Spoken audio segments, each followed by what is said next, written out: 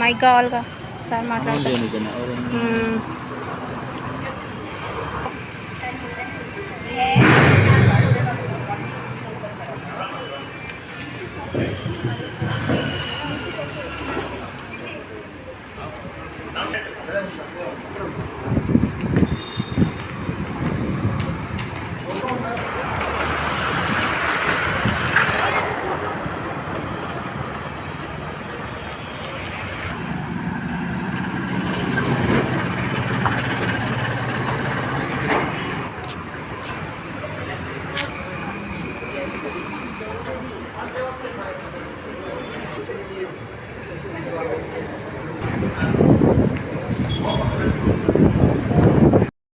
విజ్ఞాన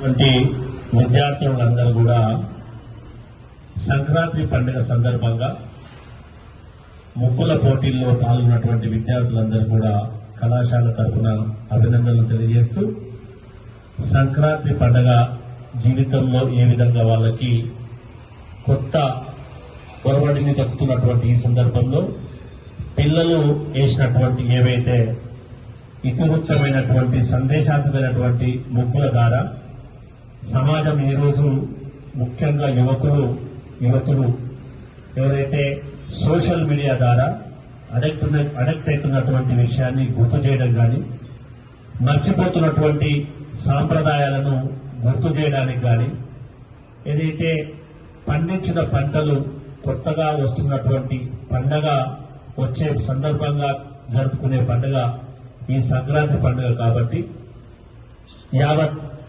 ఉమ్మడి ఆంధ్రప్రదేశ్లో జరుపుకునే తెలుగు వారందరూ జరుపుకునే పండుగ ఈ సంక్రాంతి పండుగ. అందులో భాగంగా ఈ బొట్టమ్మలతోటి ముగ్గుల కాంపిటీషన్ నిర్వహించి కళాశాలలో విద్యార్థులందరూ కూడా ఆనందోత్సాహాలతోటి ఈ పోటీల్లో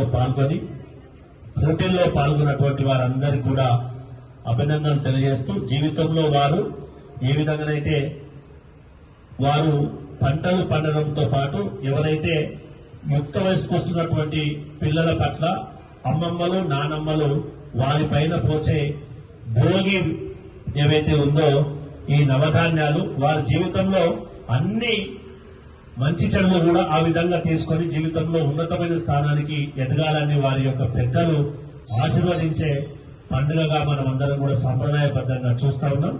దాంతో పాటుగా గంగిరెద్దులు పండించిన పంట సేవకు ప్రతిరూపంగా ఈ సంక్రాంతి పండుగ రోజు పండించిన పంటలో మనం దానం చేసే దాన గుణాన్ని అలవర్చుకోవాలని చెప్పి కూడా మనం చూస్తాం. దాంతో పాటు కల్లాపి జల్లి ఇంటి ముందు ముగ్గులేసే సాంప్రదాయాన్ని ఈ సంక్రాంతి మొట్టమొదటి పండుగతోటే ప్రారంభించుకోవడం జరుగుతుంది. కాబట్టి విద్యార్థి లోకానికి అందరికి కూడా ఈ సాంప్రదాయాన్ని సంస్కృతిని అలవర్చుకున్నప్పుడు మన సాంప్రదాయాన్ని కాపాడుకోవడానికి అవకాశం ఉంటుందనేది మనం అందరం కూడా భావించాలి.